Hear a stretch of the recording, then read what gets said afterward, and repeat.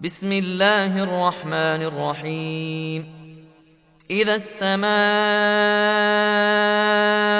انشقت وأذنت لربها وحقت وإذا الأرض مدت وألقت ما فيها وتخلت وأذنت لربها وحقت يا أيها الإنسان إنك كادح إلى ربك كدحا فملاقيه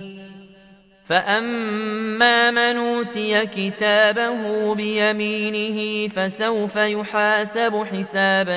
يسيرا وينقلب إلى أهله مسرورا وأما من أوتي كتابه وراء ظهره فسوف يدعو ثبورا ويصلى سعيرا إنه كان في أهله مسرورا إنه ظن أن لن يحور بلى إن ربه كان به بصيرا فلا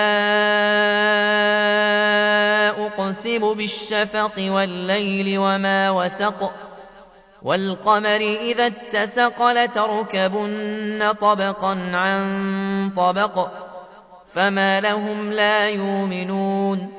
وإذا قرئ عليهم القرآن لا يسجدون بل الذين كفروا يكذبون والله أعلم بما يوعون